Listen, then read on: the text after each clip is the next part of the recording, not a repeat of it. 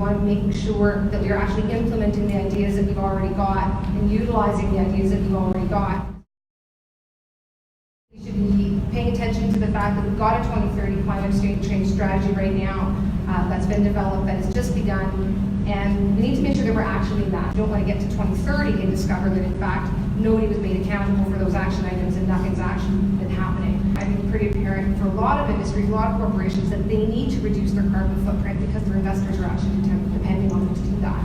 So if we want to be attracting investment in the Northwest Territories, I think it's actually important that we be looking at it from the perspective of what we can do to make it easier for corporations to reduce their carbon footprint. My one last comment is in terms of partnering with businesses, looking at biomass as Galen's already mentioned, but making sure that we actually have research and development grants that are scaled to the size of business that we have in the Northwest Territories. This is a great opportunity to partner with Indigenous governments and Indigenous development corporations as well, and really engage with some of the municipalities and regions. For example, the folks at top are going to be the best people to say what is actually happening up at top right now. And then one other comment, again, talking about education, would be traditional knowledge.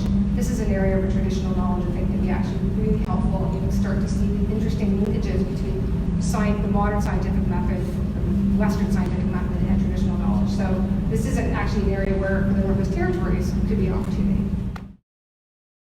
That the budget surpluses are going to continue, and the midterm outlook is that we're not going to actually hit the debt ceiling. Now that's the midterm. Long term, there is no new investment coming. So there is still a problem that we need to be looking at long term. But then if you look at so what are the income streams coming in? What's the revenue that is coming in? Yes, federal transfer payments. It's not a simple one-to-one in terms of having people, but at the same time having more people will help. Which means you need to continue to invest in social programs. We want Yellowknife in the Northwest Territories to be a desirable place to come and a desirable place to stay. The other side of it then too is what kind of other non-federal transfer income can we possibly generate? Well, we need to prevalence the mineral resource sector as being a major player. That is the single biggest contributor right now, aside from the federal transfer payments. And so that has to come back. When we start to lose people, they're going to be impacting a lot of things. Not only the federal transfer payments, but your labor market as well is going to be impacted, and that will start to then have all the other effects as well. I'm going to give a plug for education and for childcare, because I actually think this is an area that we will get a tremendous return on our investment. If we can actually attack early age childcare, it's a good return on investment because you're impacting the labor market, which is an area that we do struggle in.